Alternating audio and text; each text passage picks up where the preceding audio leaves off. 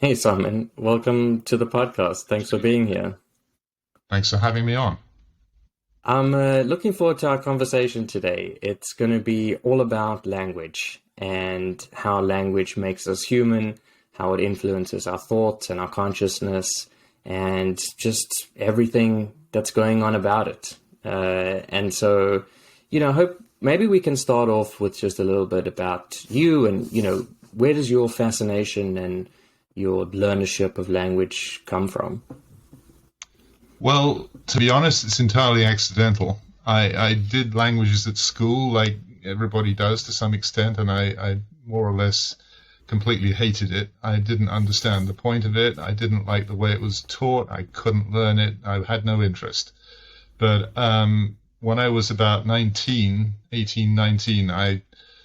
before going to university, I wanted to just get out of England and go somewhere, anywhere, basically. And the only thing that offered that was easy to do was going to a kibbutz on Israel.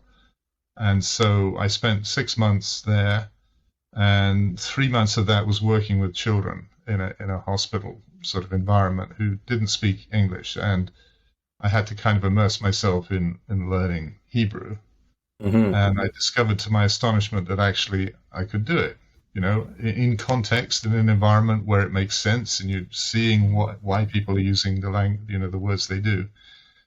It's much easier to learn than having some guy writing stuff on a blackboard and trying to figure out obscure grammatical relations that don't make any sense. So that was my first exposure to a proper, foreign language environment, perhaps. And then I also fell in love with an Israeli nurse, and we had an affair, and that helps too, to Yeah. motivate you. But that was kind of it. And then I went back to university, and I didn't study language. I was studying English literature, really. And but I became interested in Japan, mainly because I took up a thing called Aikido, which is a martial art. And by the time I got out of university, I just felt the one thing I wanted to find out more about was Aikido, and I needed to go to Japan to do that. So I managed to find a way to do that. But I didn't, again, really think that I was going to learn Japanese. That just seemed like an impossible task. And I'd expected that I was going to find enough people who would speak English, and I'd somehow be able to, manage that way. But it very quickly became clear that wasn't the case. So um, and again, I was teaching in a school. I was like 13, 14-year-olds who they had as much interest in learning language as I had when I was 13 or 14. So basically, I had to learn Japanese in order to teach them English. And Mm. I succeeded and they didn't. So Right. really, I kind of just fell into it and discovered that it wasn't as hard as I had thought. And then one thing led to another. I sort of decided I needed to learn to read. I joined a translation company, and then I qualified as an interpreter, and sort of here I am kind of thing. So I've learned it from the ground up rather than from the top down, which in my experience of talking to other people and dealing with other, people who've learnt languages in different ways, and particularly Japanese, it seems a better way to do it, because essentially we learn language from our ears. We don't learn it from our eyes. As children, you hear it. It comes into you through your ears. It doesn't come in through your eyes. So whilst it is useful to be able to read a language, a foreign language, that does help, obviously, especially at the advanced stages. If you want to develop a good pronunciation and a good feel for the language, there's nothing better than being thrown in the deep end, I think. Tough though it Yeah. is. Tough is the right word. uh, I mean, I can't imagine being in a situation where no one speaks the language that I speak and trying to figure out how to get about, and you're just left with no choice but to learn. And I know lots of people who have done similar sorts of things, and they say like, I mean, the first few months are rough, uh, but you just have to pick it up, right? You adapt, and we have this Yeah, amazing capacity to take on new languages, it evolves, and then all of a sudden you're, thinking in that language if you're there for long enough.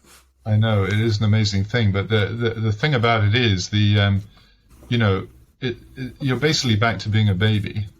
When you were born, you didn't have language, and you slowly pick it up, and it takes several years for a child to get up to speed with its own language.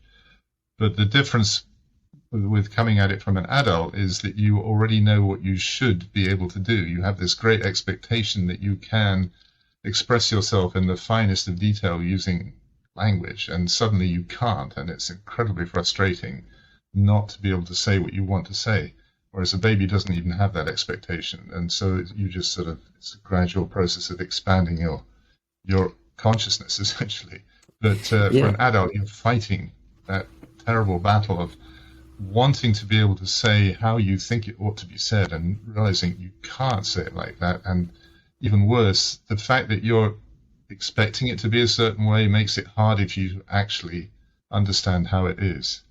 I remember... Yeah, it's almost like your capacity, but you're unable to fulfill it, right? And you wish to communicate, and it's just not there, right? The ability. Yeah, and even when you do, I mean, one thing that always sticks in my mind is that, one of the early things that you need to know as any speaker of any language is how to say, you must do something, or I must do something. That relationship between yourself and the world, the necessity of doing something you must, that's a very key word. And in English, it's a very simple word, must.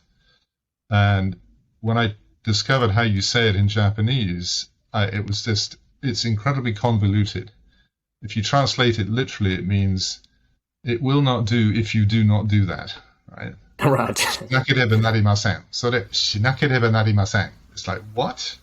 That's must? No, it can't be. And I remember at that point, I just thought, this language is impossible. And I just threw my grammar book away, and I thought, that's it. I just can't do that. That's too much. But after about 3 months, because I was in an environment where people are speaking Japanese around me all the time, of course, you very quickly, not quickly, but you start to hear it being said, shinakereba narimasen, and you think, well, you don't think, it's just that it becomes part of you. And then when I went back to my grammar book 3 months later and I saw, shinakereba narimasen, yeah, I've got that one. It's it's the problem of sort of trying to get your own culture out of the way, get your own expectations about language out of the way, and just let it come to you. And the brain is a remarkable tool. It's just a pattern recognition device, and if you give it a chance, it'll spot the new patterns quite easily. Yeah, that's exactly right. It's our brains are pattern recognizers, and language is a series of patterns and organized in a particular way for that particular purpose, I suppose. And you actually go into this quite a lot in your book as well, where it's like, if we're talking about, okay, so like if we look at the origins of language, right, based on the research that you've done and your own experiences with it, there's a sort of typical trend, I suppose, in evolutionary science that suggests that language seems to have evolved from something like apes just making sounds and then being able to recognize that those sounds correspond or symbolize certain objects.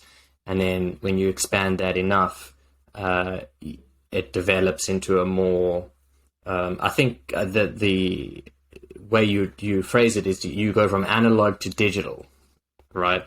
So is that your sort of understanding of it? I mean, I don't think I did a very good job explaining it. Yeah, well, I think before I come to that specifically, I think the thing to sort of get out there is that the current understanding of how language evolved basically says, well, when our brains got to a certain size, they became language ready, and then we were able to speak. I mean, that's the classic Chomsky position. He said back in the 50s, he said, well, there must have been something that changed in our brains. There must have been what he called, mutation. But he said there's something in our brains called a language acquisition device. I mean, he didn't mean a little gadget. He meant just a biological change, something that allowed us to understand grammar. And one day that just happened. And in one individual suddenly was able to process grammar. And then that got passed on, and we all learned to speak. But the point is, and this is still the case in even if you think about it in less specific terms to grammar, that our brain needed to be ready for language, and that other animals' brains are not ready for language. Now, I was listening to, you did an interview with David Sloan Wilson a while back, and he expressed it classically. He said, that the difference between us and all other animals is we have a capacity for symbolic thinking. Somehow we have a capacity for symbolic thinking. It's never explained how we might have got that thing, but and also, we cooperate. We have this ability to cooperate. Okay, where did we get this abstract ability to cooperate from? So I was reading all this stuff, and I was thinking, okay, that's sort of theoretically plausible if we actually found something in the brain that would correspond to something that might look like that, but we've never found anything like that. And how would you, in any case, just develop an abstract symbolic thinking? It's sort of something that seems very implausible, or it seemed implausible to me. So I started thinking, well, the issue is not really grammar. I mean, grammar is the problem that we all confront when we're trying to learn a foreign language, especially in a classroom. They tell you all about grammar, and it's very complex. But if you go back to the person who's trying to learn a language from the ground up on the street, you don't start with grammar, you start with words. You need a word. You have to know how to say water or food or bed, or just the very basic things that you need to survive. You start with words, and only when you've got a certain number of words do you ever need grammar. Because, I mean, for example, I can speak a handful of words of Greek, for example, but I don't have enough words of Greek to need to use grammar because I just don't have enough words of it. So language doesn't begin with grammar, it begins with words. So the question is really, where do words come from? And I'd known for some time that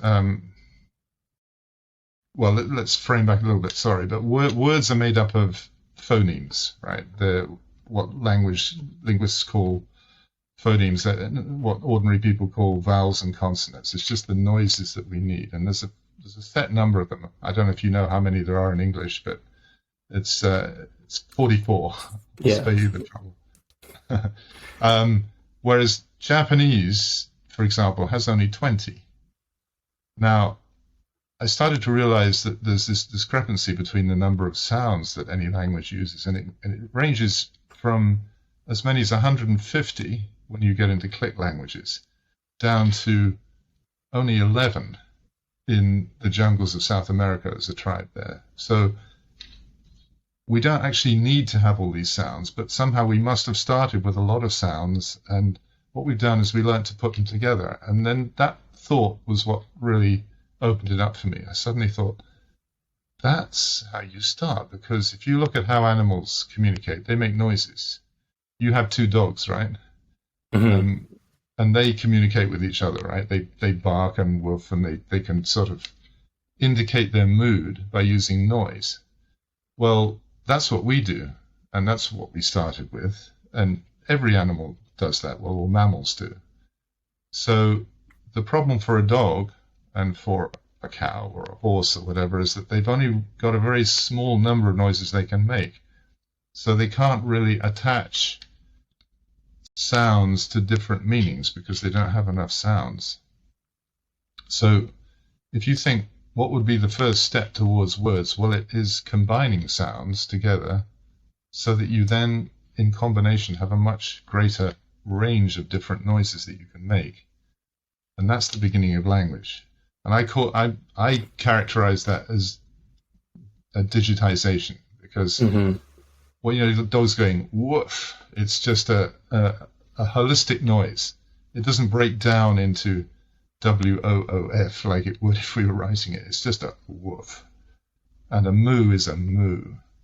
But if you were to say woof moo, you could then say moo woof is different. And if you've got three noises, you can put them together and you can make combinations of different sounds that gives you a wide vocabulary. And that Right. would be the start of communication, because it would allow you to reference more things. Right. So if I'm understanding you correctly, it's like all animals are able, mammals, let's say, make sounds, right?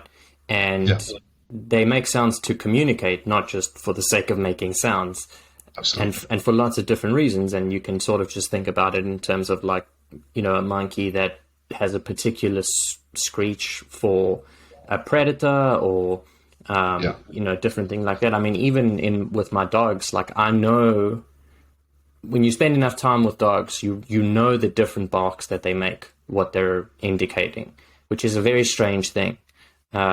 But you can tell if it's a like threat bark, or if it's just a hello, or like who's at the door, or just I want food or something like that. And they're just sort of slight variations, I suppose, on the yeah, same sound.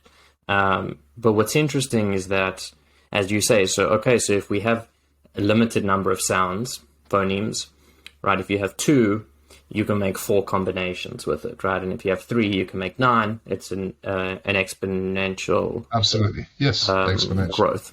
Yeah, And so, yeah, and very quickly, that gets really, really, really big numbers with like that's right. 11. I don't even know what it is, but it's probably at least tens of thousands of different Yeah, possibilities.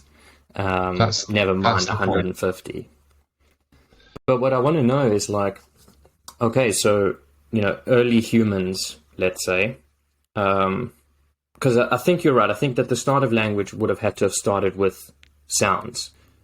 But there also would have had to have been this aspect of, well, the specific sounds have to represent certain things, and we have to have an ability to hold all that information together and make sense of it, right? And beyond that, to be able to come up with new ones, or different ones, or more abstract ones, Yeah, because also sounds sometimes represent concepts, not yeah, just a specific thing. Like, and animals can do that too, right? Like there's probably a threat system, but it's not, yes, I mean, a threat sound, but it's not specific to a particular kind of threat. It's like, it's probably, more like run or something like that, if we had to translate it, or hide, or whatever, some verb like that, as opposed to like, oh, there's a lion there, 50 meters away, everyone run, kind of a thing. It's well, it very probably just prominent. means danger, Yeah, danger, danger, and right? then you decide from the situation what's the best thing to do here. Um, Yeah, or you don't, and you decide afterwards, because it's better to not have to think about it first, right? You got to protect yourself first. yeah, um, okay, and then so grammar comes in later, because when you have a certain number of words, let's say, well, you need a way to structure and organize them syntactically in order to yeah. have communication be consistent Well, across to time. express the relationship between Yeah, things, that's the thing. Once you've got a certain number of objects that you've agreed on that a certain noise is associated with, like danger or food or sex or whatever, then you need a way to show the relationship between things, and that's the beginning of grammar. But just to go back to your point about, how do we go from just having simple sounds to developing the ability to discriminate more finely?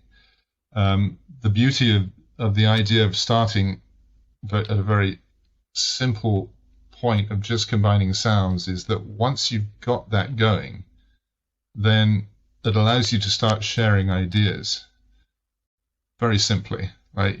There's water over there, or whatever it is that you're conveying. So that means that every member of that community can share that knowledge.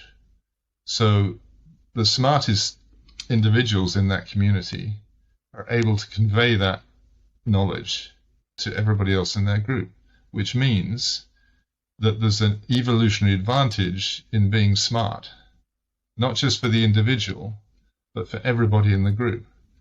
So yeah, that means that then suddenly you have a driver for having a larger brain. right. It's Because a selective pressure. I mean, an adaptive Yeah, trait. it's a selective pressure because Yeah. there is no accepted explanation at the moment for why we have large brains. I mean, our brains are 3 times larger than chimpanzees. That happened over 3 million years, which seems like an awful long time, but in evolutionary terms, it's a very short time. Hmm. So, whoa, we want to go for Yeah. a walk. Yeah. I think someone just came home or something, or they Okay, think so at least.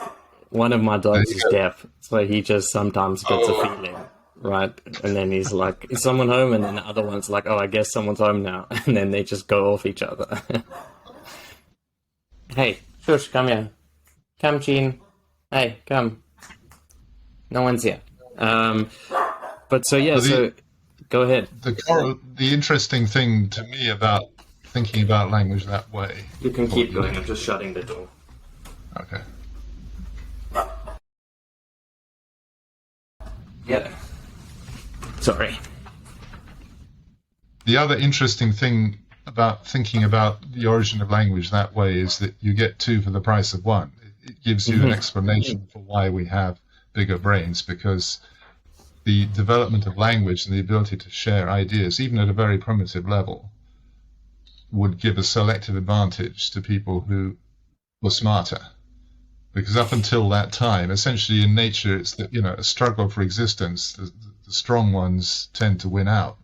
I mean, obviously, a smarter individual will have an advantage, but that's only for that individual. It's not for the group. Whereas if you have language, it's a group advantage to have somebody who's smart and can share ideas.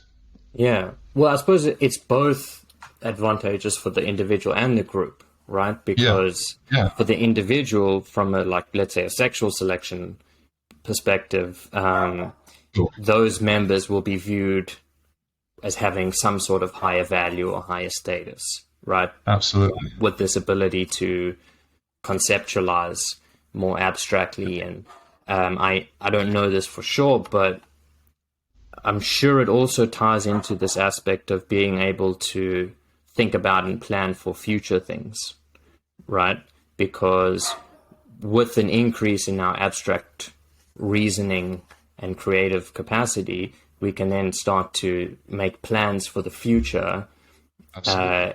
And in order to, and that gives you not an immediate advantage in the present, but certainly an advantage over a long period of time for both yourself and for the group at large. Yeah, yeah. But it only becomes perceived by other people if you've got language to explain it. I mean, there's a certain level at which you could show some plans without language, but it's pretty damn limited. If you go back to the scenario we were talking about, you find yourself in a world where nobody speaks any language that you speak. Right. Uh, Like mimicry can only get you so far. exactly. So, yeah. Because lots of animals mimic each other and it's some sort of primitive culture and Yeah. teach it to their younglings, but it's through sort of direct action and copying. Yeah. But that's Yeah. a lot more crude and Yes. difficult, I would say, than to be able to explain it and And understand apart it. from anything else, they have no ability to talk about time. I mean, if we're talking about plans, we're talking about the future. We're talking about sort of having a way of thinking about time that isn't just sort of an abstract note. Well, isn't just anything. I mean, I wonder how your dogs think about time, for example. They may think, well, maybe I'm going to get a biscuit in some undefined moment in the future, but there's no sort of, they can't think about tomorrow very easily. Yeah, well, it's an interesting question because, and it's a little bit, I guess, of for now, a chicken and egg kind of a question in terms of conceptualization of time, because I think, intuitively we kind of look at animals and say they're living in the moment, right? They're not really thinking about the future. They might experience things that are residual from the past. They've certainly learned behaviors and things like that from past experience, but future is a very different story. And it's one of the sort of like, one of the sides of the double-edged sword of being able to think about the future is we can make the best of it, or it also causes us to live in fear and worry about all the bad things that might happen, right? And dogs and cats and whatever else, they don't seem to have that, right? They don't have general anxiety disorders and, depressive rumination episodes and things like that. And that's because, like, I mean, you would think that they certainly experience time, sort of, because we would think they know when it's time to be fed, right? They know when it's time to be fed. Yeah, and oh my God, like remarkably accurately. And here's another thing. I mean, this is not exactly the same thing, but did you know that dogs can get jet lagged? I did not. Yeah, when we moved from South Africa to Canada, our dogs came with, and it's a 6-hour time difference, and they were jet lagged, and they were not happy about it. Shame. They would just for a few days while it adjusted, right? But they would sleep like dead sleep during the day. And then they'd be up just like cruising the house at night, just like, what's going on? Like, where's the daytime kind of a thing. They probably have worse jet lag than humans do, because as you were saying, they have such an incredibly good body clock that functions very precisely in terms of their normal daily patterns. So if you take them out of that, their body clock is still the same, and they have nothing distracting them to tell them that it ought to be different. There's nobody saying, oh, you're going to have to wait another couple of hours before it's dinner tonight. They're just going, it's dinner time. Or it's, where's my food? Yeah, so they probably have worse jet lag than humans do, actually. Yeah, well, they certainly don't like daylight savings and that kind of stuff. For that, when that transition happens, particularly when the hour jumps forward, and so it's sort of like feeding time or whatever is an hour later, they don't like it, right. And they don't. I'm sure they don't understand it. And they, at like 5:30, they go and sit by the kitchen, and they're like, "Where's the food?" And then it's complicated. But back to our sort of original point of like the evolution of language. Now, it's not exactly clear still, I guess, why that evolved. Right, there's still that original missing piece about like, well, why didn't it evolve for chimps? Why did it evolve for us, kind of a thing? What's your thought about that? Well, my main thought about it is that, well, there's two things, I think. One is that we haven't really studied enough yet. We're starting to. I mean, it's happening in the last 10, 20 years maybe. More people are going into the field and looking more carefully at the way other animals communicate. So you can see slowly we're learning that other animals do have very, very primitive level, but they are combining sounds. There are species that we know that do that. Mm-hmm. And it's hardly advanced at all. It's very, very low level, but the phenomenon of learning to combine sounds to mean different things is out there. Now, that's really important because that puts human language on a spectrum.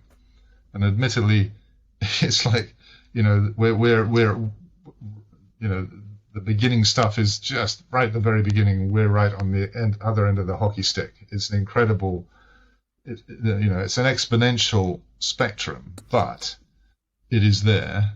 And the other side of that is, well, the thing about language is that once it gets going, it really takes off.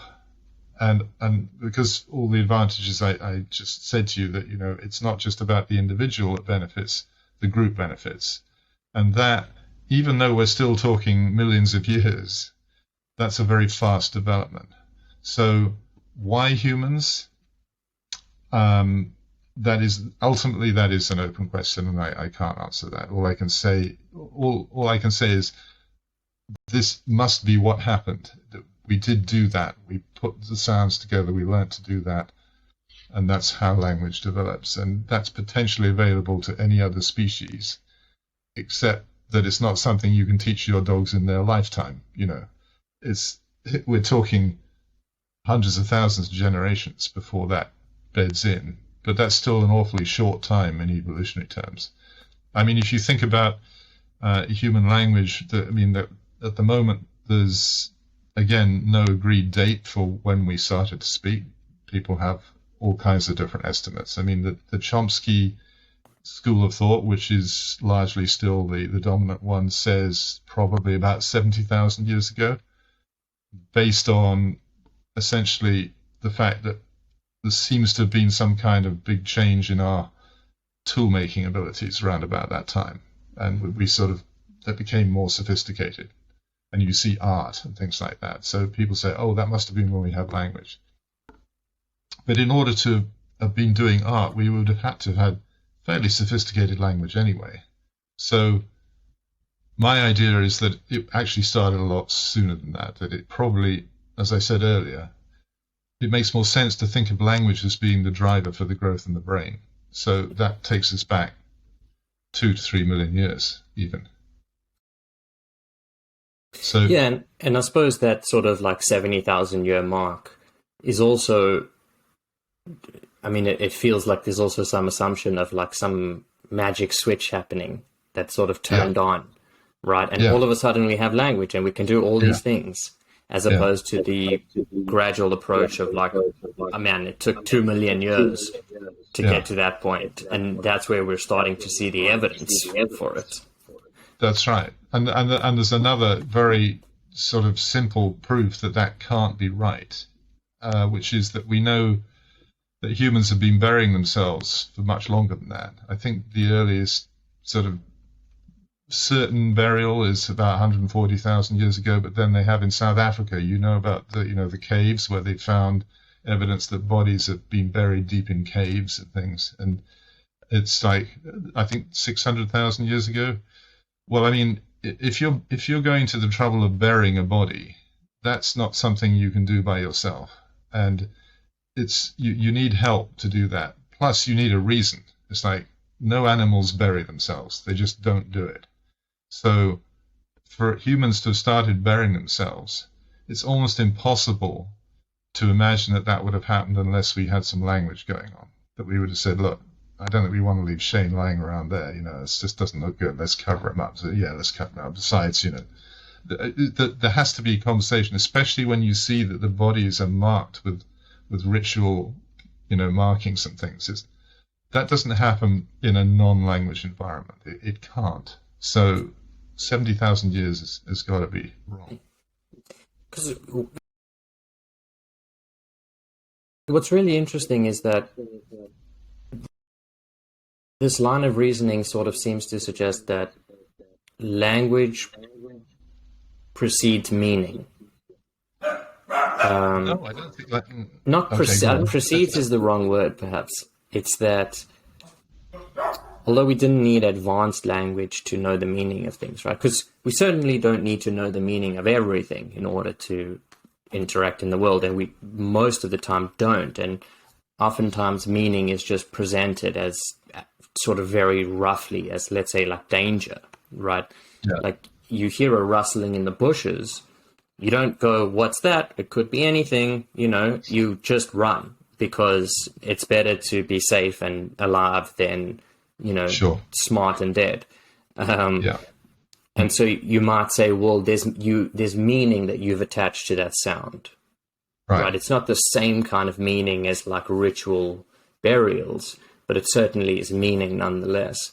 And then as it sort of progresses, you get things like ritual burials, which is fascinating because there would have to be, maybe not have to, but I would think that there is some abstract thinking that has to go on.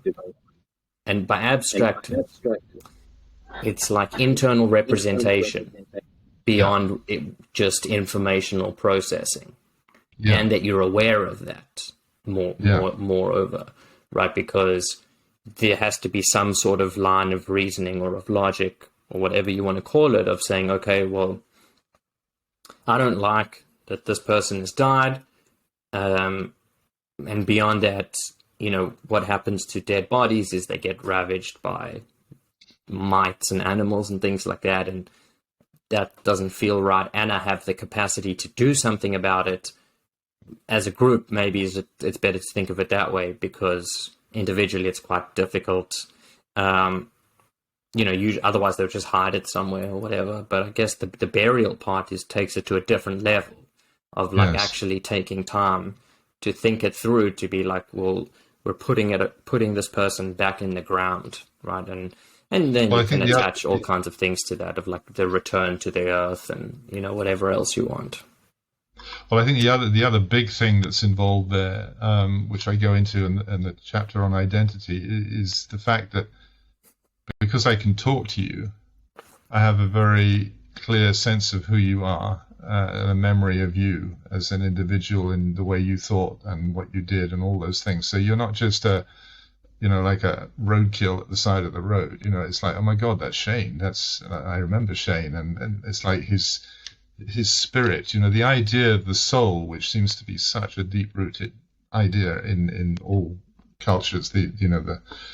As far back as we can go, and the simplest cultures now still living in hunter-gatherer type environments. The soul is a very key concept for them, and it's not difficult to see how language contributes to that. And so once you have the idea of the soul as a separate identity, that somehow the body dies but the soul, maybe we need to take care of that, so that maybe there's a journey the whole religious tradition of thinking about why are we here, what's this all about, what happens to us, where did we come from, where do we go to, all those questions arise once you have a certain level of sophistication in language, and I think they inevitably do. And you read my chapter on religion, that sort of explores how that might have, or logically would occur, because it's about logic, really. Other animals that don't have language have logic. Your dogs have logic. I'm sure you've seen them sort of kind of figuring stuff out.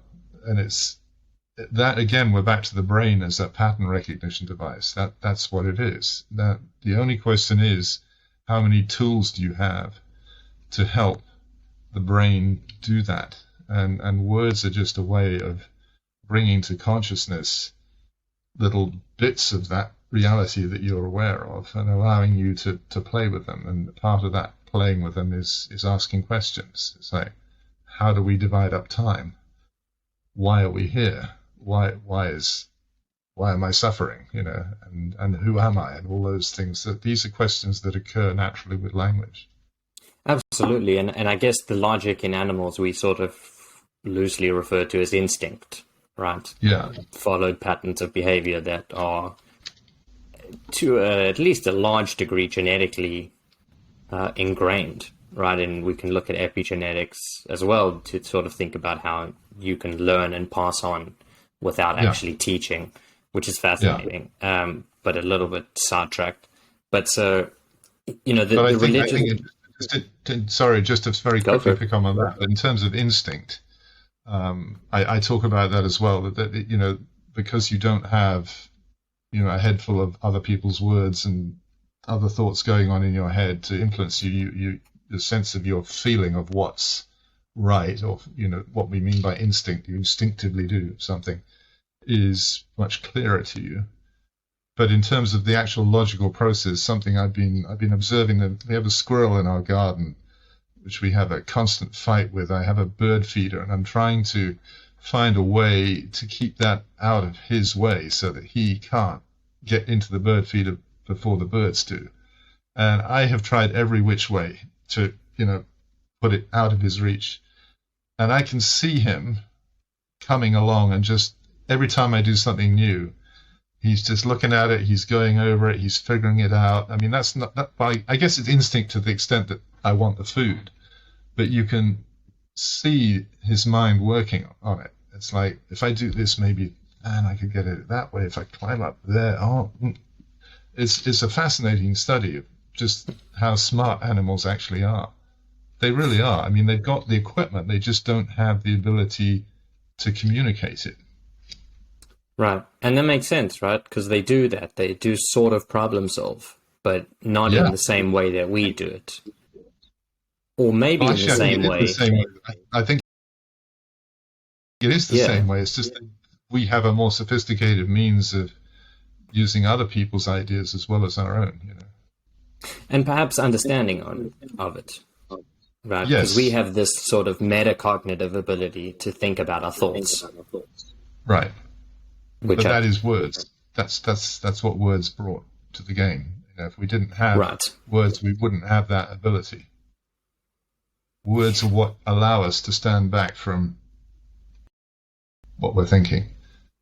And, Right. and you're probably thinking, as you referred to earlier, about abstract concepts like something, let's say justice, for example. I mean, justice is a kind of fairly sophisticated concept, and we're thinking, well, only humans have the concept of justice. But I don't know, your two dogs probably fight over what they consider to be the right amount of food that they should get, and the other one's got more or something. That animals have a sense of justice, for example, but they don't have a concept of justice. That's just something that they feel. Mm-hmm. Whereas because we're able to, and again, these words, just as when you're learning a foreign language yourself, you don't get to the word justice till you probably got quite a way down the vocabulary path, Yeah. not to mention grammar. And I suspect it would be exactly the same for early humans. I mean, it's abstract concepts are take quite a while to develop, but I don't think it's something. Well, to the extent that we have larger brains, obviously we have more firepower now than our chimpanzee cousins. But it's the language that gives us the ability to sort things out, to be aware that we're aware. Right. And what's interesting about the sort of abstract concepts part is that we're not even very good at that. I mean, we're a lot better than perhaps we have been, but fundamentally being articulate is very difficult, right? Uh-huh. And there is great power in not being articulate. Yes. And anyone knows this, right? I mean, speech is compelling and it's powerful and it's attractive rather. And that's why, people who speak well and articulate authentically, they draw attention, right? There's something that's in us that moves towards it. And it's not an easy skill to learn. And, it's interesting to think about how, like, the concept of, when you were speaking about justice, I sort of think of Socrates. And he was like, or maybe it was Plato, but whatever. In the work of Socrates, the whole thing was about what is justice. And no one could really define it, right? Everyone could give you an example of, oh, well, this is how justice looks like, or this is an example of justice. But justice itself is very difficult to define, and yet everyone kind of knows what it is. Now, we might not agree upon definitions, but we all have a sense of what is just and what is unjust. Yes. And that still applies very much to all sorts of things, right? Like one of the most difficult things for people to conceptualize and articulate is emotions, right? Right. You can describe the biological processes of it, or the sort of symptoms and the hormones and the chemicals and the reactions, and you can describe the causal relations of, like, well, this seems to cause this, and you have this emotional experience. You can correlate different people's experiences to find out what's common amongst them. But it's really actually difficult.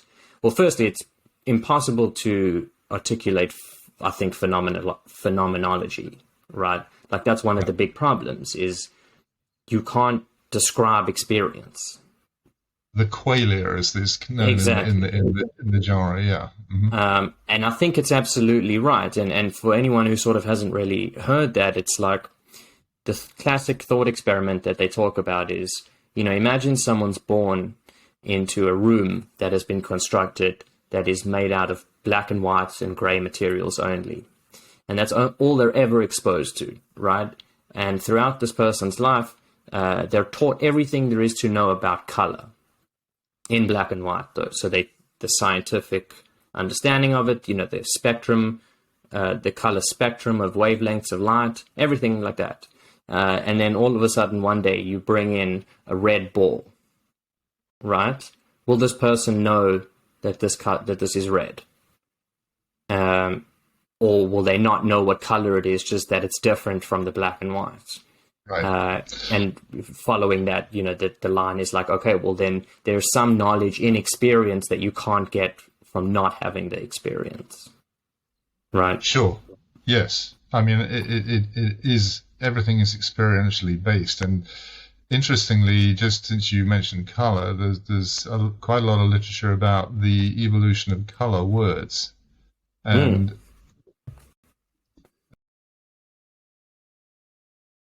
the order in which they evolved. And they didn't all just spring out one day and somebody goes, "Oh, look, there's a rainbow. Let's just name all those different colors." It didn't happen like that at all. It was black and white generally seem to be the first words that occur, and maybe it's just light and shade. That would sort of seem an obvious distinction. And then red appears to be one of the first colors, and again, blood. That's something that would sort of be very commonly observed. You'd think green would be, but apparently that doesn't seem to be high up on the list. But there's a sort of a timeline, and it does depend on the cultures. But people have done studies and looking at it, and it's very clear that they didn't all appear at once. And it's a sort of you can have the experience before you can have the words to describe it. I mean, that's slightly different to what you're talking about. You're talking about more abstractly about having the knowledge of something without the experience, and would you recognize it when you saw it if you only had the abstract knowledge? I don't know. Maybe teenagers go through that. They have the abstract knowledge, and then suddenly one day, oh, they have the knowledge. Yeah. No, listen. What you're saying is right. I mean, we have tons of experiences that we can't explain or know, right? And typically we don't think about them that much, other than perhaps to re-experience them mentally, or maybe mentally is too limited, but at least psychophysiologically, maybe is the right word. You remember a moment of love or of connection or of hatred or of something like that, and it's very difficult to describe, but you had that experience and that you can remember it experientially. And so I'm wondering, I wonder if the evolution of color changed with how our eyes evolved, right? Like, I wonder if it was sort of concurrent evolution in terms of like our increased ability to see color. Do you know about that? I doubt it. I think they know, well, in terms of color vision, as you know, we can only see three colors. It's like red, blue, and green. And those give, the combinations of those give rise to all the colors that we can see. And I think we know specifically the gene that did it, and I think it's several tens of millions of years back in time that we acquired that ability.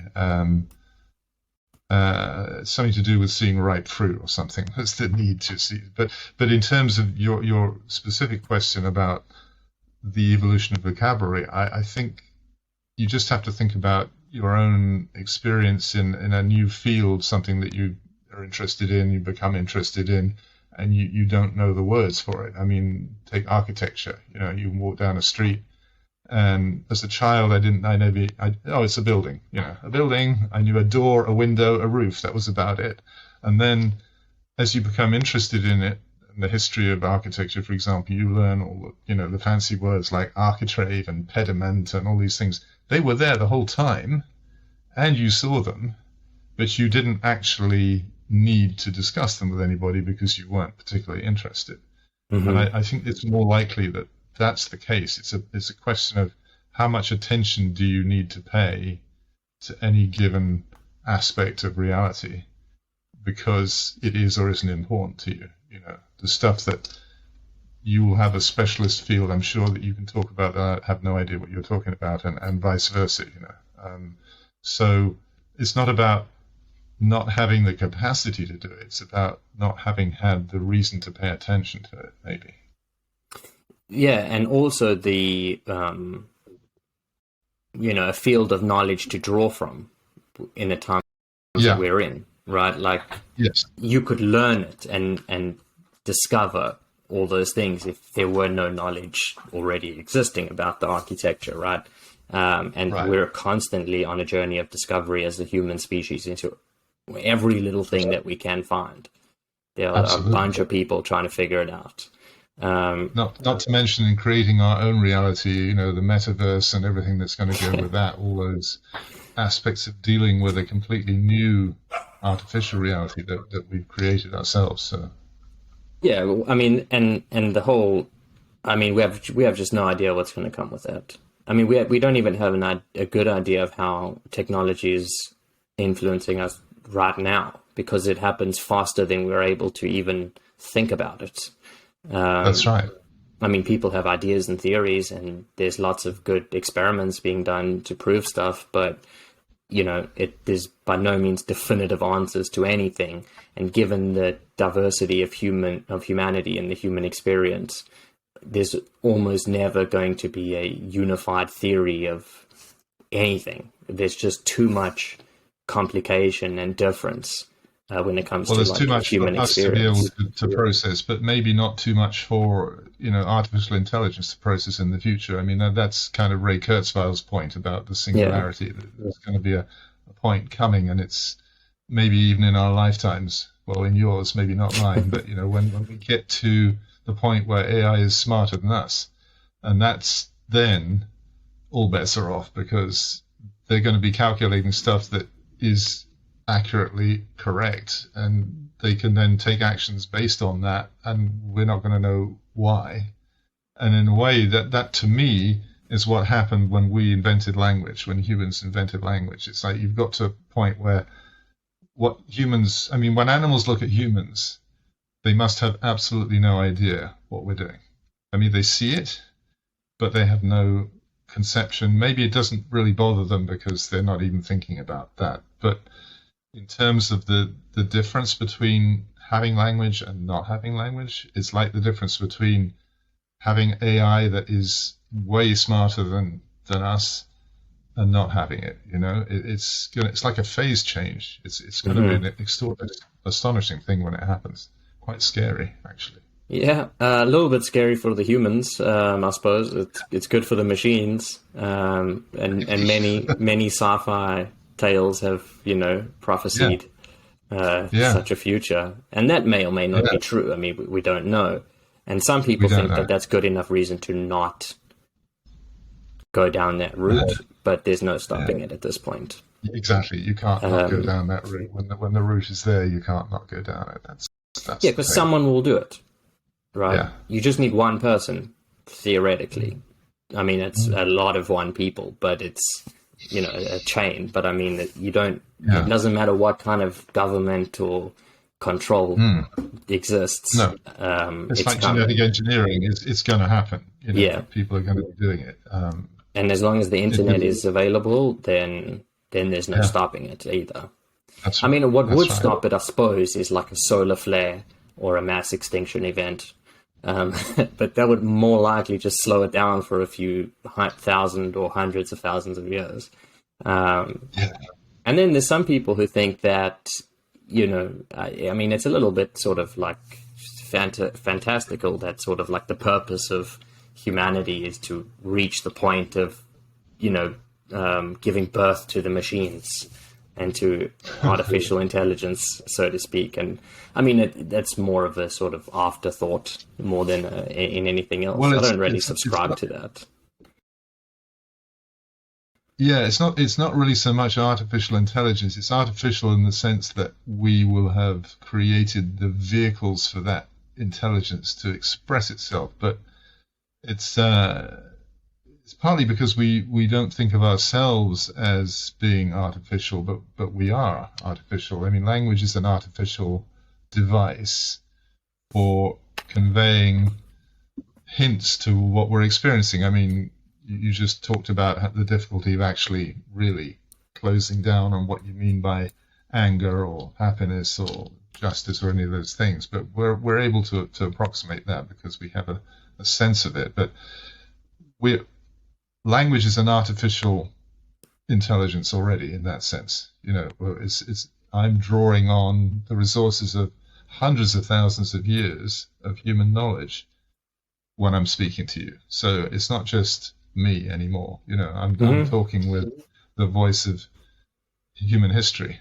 So that's artificial, already. So by pushing it into another level, because our brains can't get smarter physically, we cannot evolve our brains to be smarter in the amount of time required to take on board what we're developing right now. So we have no alternative but to create an artificial kind of device that will allow intelligence to get smarter. But it's not really artificial. It's just allowing intelligence to do what it's going to do, which is to connect up and make more connections. That's really all it is.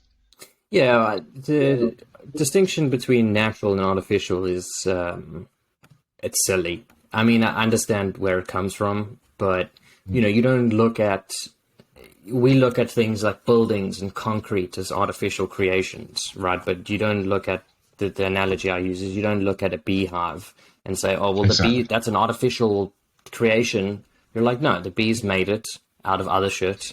And, it's the same thing. And the difference between us and machines is we're biological machines.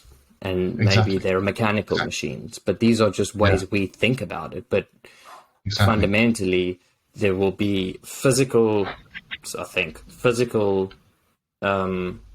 understructures that give rise to intelligence, let's say, right? It's kind of like the problem of the hard problem of the mind and of consciousness is like, well, does the brain and everything else that goes with it explain consciousness, or is consciousness more like an epiphenomenon where it happens sort of outside of but inextricably linked to the brain? It's kind of like another analogy is like the software on your computer, right? You have a set of hardware materials that on their own are useless, but you put them all together, you pump some electricity in there, you write some code, and all of a sudden you have virtually a living thing in terms of it can do its own thing. I mean, you've programmed it to, but so is your brain programmed. It's not that different. Well, that's what culture is as well. Exactly, yeah. Culture is a huge, great program of information. I mean, that's what education is. It's about downloading the software. Yeah. Literally that. I mean, that's why it's so important, because you need to have all this information to function in a society that depends on that knowledge. And it's like units of software being downloaded. Yeah. Just in the same way. And they're not even always good.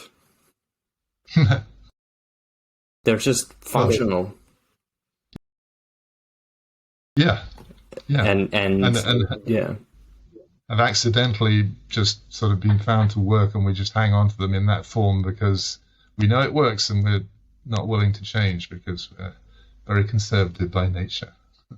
Yeah, except the few who aren't, right? Who challenge the conservative view and get often shunned by society for that, and then come back with all this new information that they found on their own because they didn't subscribe to the conservative view of things, but they exist in a balance. Because if all of society went progressive, not politically, just morally, I don't know, intellectually, it would be chaos, because there'd be no structure and no order, and everyone would just be doing their own thing. There wouldn't be culture. It would be anarchy.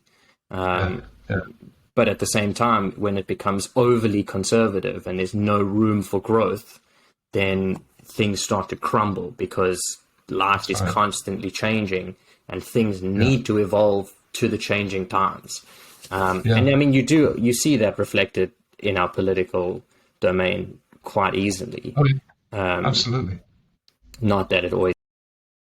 But the thing is, we're now, but we're now at a point where, I mean, everything you just said applies within any society, no matter how small. Mm-hmm. You start out with a tribe, and the tribe accidentally, or luckily, or perhaps intelligently, works out various ways of doing things. They become the tradition, and then, as you just said, that some person wants to do it differently, and they're ostracized, and in the extreme case, they have to go off and set up their own tribe, maybe. So through history, that's the process of splitting up into different cultures. Essentially, is people have gone off and done their own thing because they weren't accepted within their own societies. But we're now at the point where everybody is interconnected. I mean, this is a very new point for the world. I mean, it's maybe been 100 years now that we've had the capacity to talk around the world with people, but nothing like now. I mean, just the fact that what you and I are doing now is incredible. I mean, when I was a kid, the idea that you could do this, well, it existed in science fiction, but that's about it, you know. And now it's just like the most normal thing in the world, and that's just going to increase. So, you know, the capacity. I mean, in a way, the overarching structure of the book is really about that. It's about how intelligence just sort of came together through language, and it's taken us to this point where we're now a single globe, and we have to figure out how to do this without destroying ourselves, you know, which we're teetering on the edge of doing in Ukraine, by the way, you know. Yeah. That's And we probably will be in various forms for who knows how long, because, I mean, any society that gets sufficiently large, it has a lot of problems, right? It's the Tower of Babel in the Bible. It's kind of like you build up too high and then there's too much disagreement and then it just doesn't work. I mean, it's not an exact, I'm not saying the Tower of Babel is a literal historical fact. In the case of the Tower of Babel, it was God that got angry. It's like, hey, True. You guys are getting too like me. But if you think, I think about it more or less, I mean, I think about it less than like, well, God was angry, and more just like a result of the sort of workings that are far beyond our current comprehension, right? And it's sort of like a manifestation of human nature that may change, but sort of at that point in time, and, you know, I'm sure some would argue still really relatively relevant today, it's like, this is how humans behave in these sorts of situations. You know, it's like a more of a moral story. Except the argument I make in my last chapter, which I think is kind of relevant to what's going on now in Ukraine particularly, is that what's happened through history, if we're talking about how humans behave and what is human nature and so forth, we've obviously spent most of certainly history and probably a lot of prehistory fighting each other, you know, over resources. In a way, that's the, you know, the basic evolutionary thing. It's the struggle for existence. Somebody's got something you need, you're going to fight them for it if you can't negotiate. And that's really the issue, is how do you get to the point where you don't need to fight, or you don't have to fight? And that's an issue particularly now because we can't.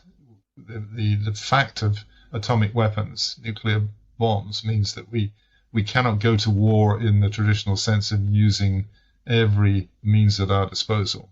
You know, I can't, because to start mutually nuclear war, assured destruction. Game over, right? It's game over. So where do we go? Well, what's happened within most countries with a long history is that they've gone from a period of warring states, you know, where different parts of the regions of the country have been fighting over who controls the country, you know, be that in China, Japan, Britain, Europe, all over Europe. You know, countries that we know about with the long histories of war have finally come together either through conquest or through a negotiated peace, where they then take decisions that are made and they resolve conflict using words, not using the violence. So, I mean, if you and I happen to be living next to each other, which we're not, and you claimed a piece of my garden and said it was yours, or vice versa, we could have an argument about it and we could have a fight about it.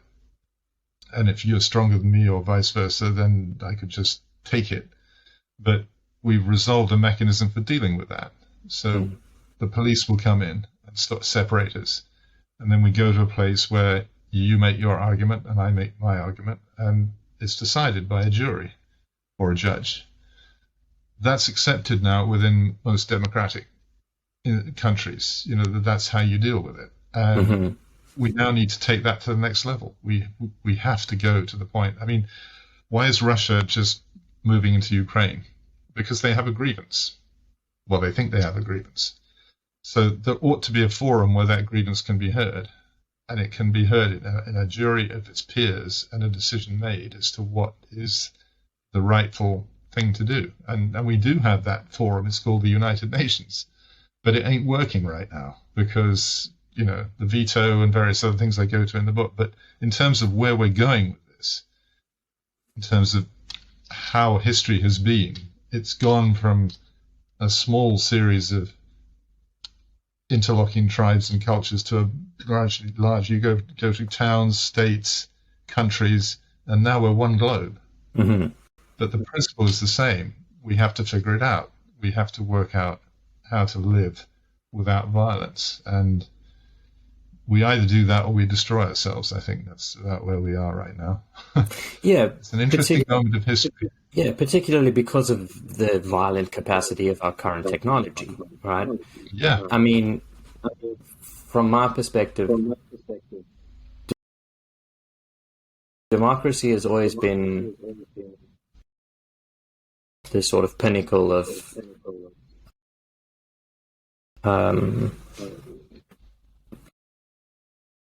political sort of systems that we know of, or that we've got available. It's the least bad option.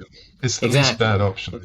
Now, it doesn't always work, and it's subject to all kinds of problems. I mean, even the jury of the peers problem, right? It's like, well, Socrates was executed by popular demand of 500 of jurors, right, for corrupting the youth. I don't know why I keep bringing up Socrates. It's just, I don't have an obsession with him. It's just it's come up twice now. And so it's like, well, that was 2.5 or whatever thousand years ago. Yeah. And it's like, well, we're still at that point, right? It's like there's chaos, and there's never unanimity, or there's rarely unanimity in a jury. And it's like, well, because we have biases and we have preferences and we have different ideas of how we should live and how the government should control things. And, so there's never going to be, well, I don't know about never, but it's hard for me to imagine how there could ever be true peace in the sense of a utopian peace. I don't think that's possible. But there's always going to be conflict. The question is, how do you deal with conflict? And for example, in my country, we had this referendum, and we decided that the majority decided they wanted to leave Europe. I mean, there's an argument about whether it was truly democratic and blah blah blah, but essentially, the majority said we're out. Now, a lot of people, including myself, think that was not a very clever decision, and that we might have to revisit it at some point. But the point is, it did happen. It was the decision of the majority, and you just got to live with that. And unless you then start a new political movement yourself, saying, "Well, I think we should rejoin," and eventually enough people agree with you, and you can reverse it. And it's the same with a court decision or anything else. You're never going to get everybody going, "Yeah, we all agree." That's not going to happen. The question is, what do you do when you don't agree? Do you fight until the stronger one wins? Or do you use the force of argument to persuade people and decide it on intellectual grounds? I mean, we're right back to what I said at the beginning. It's like being smart is evolutionarily sort of, it's something that evolution can select for because it gives you more opportunities than if you just went down to, well, who's strongest here? Because if it's just the survival of the fittest physically, then intelligence doesn't get a chance. Yeah, and it's interesting, I think you're right. And it's also, by the metrics that have been gathered, right, we live in a time of more peace and less war than there's ever been in human history, despite the fact that it doesn't feel like it.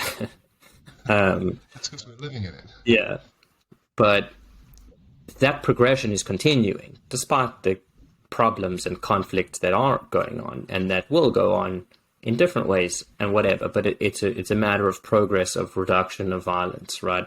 And we live in a society, at least first world societies, even third world societies, but maybe to a less degree, where violence is just an absolutely non-optional approach on an individual level, right? Like it is just not tolerated.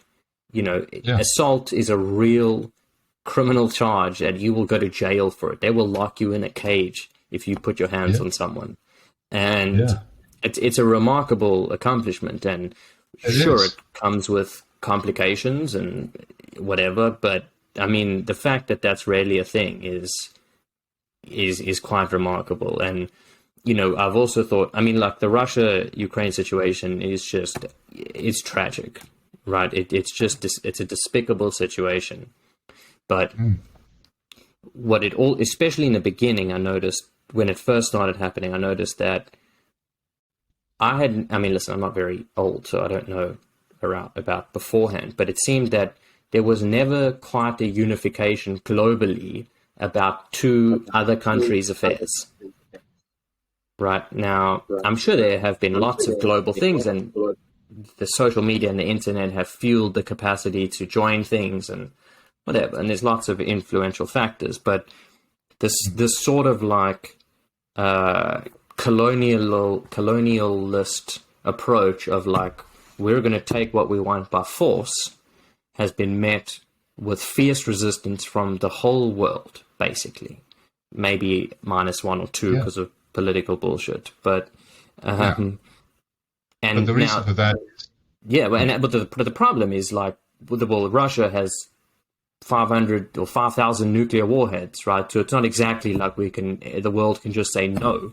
But I mean, we're talking about like a very interesting dispute, whereas 200 years ago, if one country wanted another country, they would just take it by force, and everyone would be like, okay, that's your country now. Well, we're back to strength. I mean, as you said, it's a remarkable achievement that we've achieved that on an individual basis, and that is entirely down to the power of words. Mm-hmm. We just need to scale that up. I mean, we've kind of done it to the level of countries in most of the so-called Western world. They're not fighting each other. If there's an issue, there's something... Diplomacy. There's a democratic resolution to it. But the thing the particularly worrying thing for me now about the way Ukraine is being talked about is that we're saying, well, okay, Putin's actions are illegal, and that is true, but the only reason that they are illegal, because as you just said, in the last few hundred years, it's like you want something, you take it. That's not illegal, it's just what you did. So why is what Putin doing now illegal? And the only reason is because of the United Nations. Mm-hmm. There's no other reason. So if we're saying, okay, well, NATO should be doing more, NATO should go in, NATO should stop Putin. There's no more reason for NATO to go in and stop Putin than there is for Putin to not go in. And that's just war. That is war, Now, through the United Nations, we agreed that we're not going to do that. We agreed that everybody signed up, including Russia, signed up to the idea that you do not invade a sovereign country. That's just against the rules. It's like you do not assault somebody. Mm-hmm. You don't do it. Now, it's taken long enough for us to figure out that assault really is something that we don't tolerate. And it's probably going to take a lot longer for us to work out that, we don't invade countries.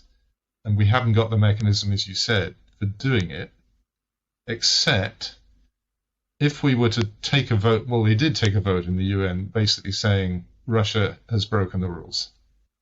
And we demand that they withdraw, but there's no force behind that. But if we were to say through the United Nations, okay, we've agreed that you should be out, democratically decision, you should get out of Ukraine, then we should have a police force, and we should basically say, and if you don't, we'll take you out. Now, you can say, oh, but he's got nuclear weapons, and yes, he does, but he knows too, or maybe he doesn't, but his guys know, that if they use their nuclear weapons, they're dead too. So there is an argument for saying maybe we should, if we went through the United Nations, he would have to acknowledge that it was a legal thing to take him on. Whereas if we go as part of NATO and just sort of sneakily add in lethal aid and do that, that's war, Yeah. And it's you can say, it's just words, but words are what count, in the end. Yeah. Language is what makes us human, yeah. Exactly. And, well, I mean, the UN would need an army, right? And the most powerful army in the world, technically speaking, because, because you just take Putin as an example. I mean, it could be anyone, right? And it will be other people in the future because humans are problematic. And I'm not saying Putin is this or isn't, but you'll get psychopathic humans, you'll get deranged people who lust for power and violence, and that comes for all sorts of reasons, like abuse and culture and history and whatever. Power for the sake of having power, and where that leads to the corruption of it. Well, it's not even just that. It can be ideological. I mean, the next thing, if we don't sort out, well, even if we do, but, coming down the line of this is Taiwan and China. That's not necessarily just about a lust for power. That's more of an ideological thing for them. It's like, this is one country. This is our country. But isn't Putin viewing it the same way? Isn't he trying to reconstruct the Soviet Union as he saw it? I mean, I don't know. It's just what I've heard, right? Yeah, well, he may, whatever is in his head, the fact of the matter is that Ukraine is a sovereign country and was one of the founder members of the UN. And he has no right to do that. And he's signed a legal agreement saying that he won't do that. So that is, excuse me, that actually is the way you can use words. I mean, in the last chapter of my book, I talk about Martin Luther King and his, when he came to Washington and made that speech about "I have a dream," about the world actually respecting other the black issue particularly. But the point was that he didn't just say, "I have a dream. I wish you wouldn't do this to us." He said, "You've actually agreed not to do it." And he said, "I hold in my hand a check issued to me in the name of the United States government, which is the Constitution, which says that all men shall be treated equal." So he had an actual legal case. And that was really the thing that pushed that forward. I mean, you can say, how much forward has it come? But it has. I mean, things are definitely improved in America than they were in the 60s in terms of, racial relations. Long way to go, but they have got better. And to the extent that they have, it's because it was a legal challenge that he made on the basis of the Constitution. So that's why laws are kind of important. So we have the United Nations Charter. That is a law that we've all signed up on. So we need to just make it work. And that may take some time, but that's got to be the direction of travel for the world if there is going to be a future for us.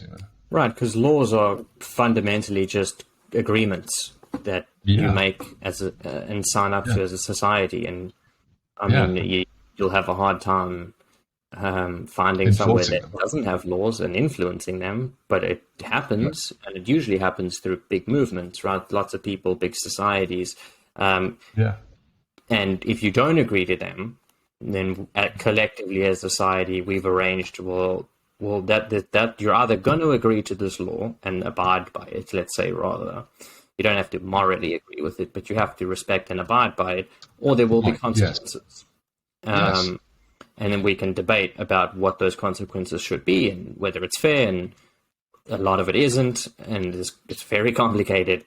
But a government has, any given government basically has a monopoly on violence in the country, right?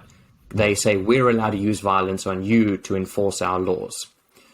That sounds a bit dramatic, but that's really kind of how it is. That is it, yeah. But everyone signs up to it, or at least passively agrees, right? But then you get a situation like Putin, where he's like, "What you gonna do?" He's like, "Yeah, I agree to it, but so what? What you gonna do?" And there's nothing we can do at the moment. Yes, but if we then just say, "Oh, well, there's nothing we can do, so we'll just let him do it," then what?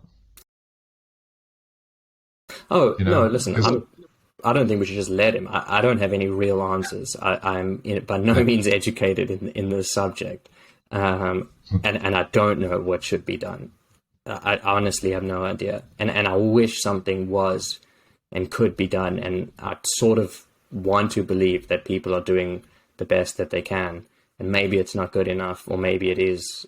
I don't know. But that's sort of just my assessment of how he's looking at the situation, Yeah, and I think this is essentially, rather sadly, probably going to be the best strategy to do, which is just incrementally just wear it down and wear it down and wear it down until, either he's dead or somebody's killed him or he gives up, which seems unlikely. But the point is, it's not something that we can just solve at a stroke. But over and above that, the overarching thing for me is, are we doing this on behalf of who are we doing this? Hmm. Are we doing this because we just don't want him to do it? The West doesn't like Russia pushing us around, or are we doing it because we have all agreed that we're not going to do this? And to me, that's a higher level to take this.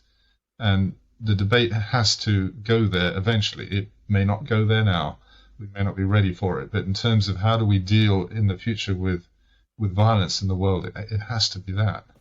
And Yeah. maybe we have to face it down at some point and go, okay, you've got nuclear weapons, but if you don't get out, we're going to hit you with what we need to take you out. And if you use nuclear weapons, then you're out too. So we're all out. And really, you're going to do that? I just don't think somehow that the entire Russian army is prepared to commit suicide, which is what it would be. Yeah, But or at least the sort of three people needed to make that decision, right? exactly, that's Um, right. Yeah, which is a scarily low number of people. But in any country, that's absolutely. pretty much how it is. But I mean, Yeah, idealistically speaking, right, it's like, well, the discussion is about humanity, right? We're not talking, I mean, we are talking about Ukraine, obviously, but as you say, that the broader perspective, which maybe will come more into focus once the conflict is over, one way or another, um, it's about humanity and how we as a globe deal with things. And I mean, if anyone could just switch a button and say, okay, well, in order to do this, maybe what needs to happen is the UN or some big board of people need to have a monopoly on global violence and can enforce rules however they see fit. And that'll come with problems, obviously, and corruption is yeah, everywhere. But yeah. maybe at some point humanity will try that. And maybe it'll work and Maybe maybe it it doesn't. won't. Maybe it doesn't need to go that far. As I explore in my final chapter there, I mean, it's essentially we have already been in this situation once before. People don't really know this The anymore, Cold but War. no, no, earlier than that. Well, Oh, it was during the Cold War, but I'm thinking of the Suez Crisis oh, right. when Britain and France decided they wanted to take the Suez Canal back from Egypt, who had nationalized it since it was in their land, and that so they used persuaded Israel to be the instrument to do that. Israel comes in and starts taking over the Suez Canal. There's fighting going on. There's a meeting of the UN Security Council, and basically they decide you stop doing this. And Britain and France, both being nuclear powers, of course, said we're going to use our veto, just like Russia said it was going to use its veto when they debated Ukraine originally. And so then what happened is that they took the decision out from the Security Council to the General Assembly, which means that everybody could vote on it. And there's a mechanism for doing that, and it's called the Uniting for Peace Resolution. You'll have to look it up. But it's basically, they did that again for Ukraine. So in the Security Council, you have a veto, which means that unless everybody agrees, you can't do anything. But in the General Assembly, it becomes a democratic decision. So what happened in Suez was that they decided that the democratic decision of the UN was that France and Britain and Israel should butt out, basically. And having decided that, they then said, the Secretary General of the UN, Dag Hammarskjöld, said, right, in order for that to happen, we need to have an emergency force that's prepared to do this. So hands up, guys, who's going to do it? And 11 countries put their hands up and said, we're prepared to commit military force to this. And just the threat of that, even though Britain and France had nuclear weapons and could have used them, just the threat of that was enough to make them back off. Hmm. Now, I have a feeling that that might work in the future too, and that you don't need a UN army as such. All you need, and in fact, it would be kind of dangerous and destabilizing in a way. I mean, every country is going to need to have some form of military force as the backup for its own police system. But if you've got a functioning UN where decisions can be made internationally about whether a particular conflict is legal or justified or not, then just like with a police force, if the decision is no, back off, then you can just go, right, that's it, we're going to have an emergency force, and who's going to do it? And that could be done in Ukraine. We could say, right, emergency force, who's going to do it? It's going to be NATO. Obviously, it's going to be NATO. They're the only ones who really have the power to do it. But doing it as NATO and doing it as the UN are two very different things, legally speaking, because one is war, as we were saying earlier, and the other is a police action. And if we accept that the police have a righteous power within any given society to enforce the laws, then the same principle applies internationally, or should do. And we will get there, but maybe not just tomorrow, Slowly. And I think the other problem that we'd have to figure out is how, this is more of in my opinion, a grassroots approach of like, well, how do we not have people in those positions making strategic decisions that benefit themselves more than what's the right thing to do, right, is maybe one way of saying it. I don't know the details of the Suez Canal situation, but I can imagine that lots of countries were voting because it influenced them in one way or another, and they wanted to have it influence them for the better, and so they're voting for that reason, right, and not the reason of like, oh well, it's Egypt's property, that's theirs. Right, it's a different problem. That's a human and moral problem. That applies right across the board. That people make decisions based. But that's what democracy is. Democracy is like how many people agree for one reason or another that we're going to do this as opposed to that. So we're not all pure, we're not all saints. It's never going to be. It's always going to be messy. And every institution is subject to corruption, right? Yeah.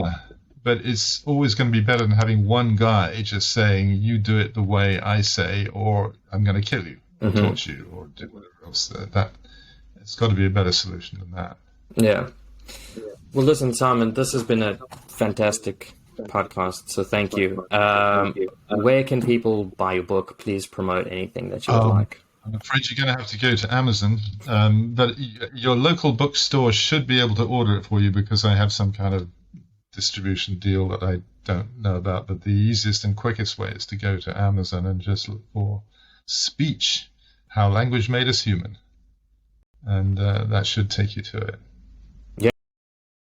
Yeah, and I highly recommend it. Or you can Google Simon Prentis and that'll come up, but I'll have the links in the description as well. Go to my website, Prentis, spelled Prentis. Great. Only one S, no CE. Thank you. It's been a real pleasure, and I look forward to speaking with you again soon. Yeah, let's do it. It would be nice. All right, take care. Thanks.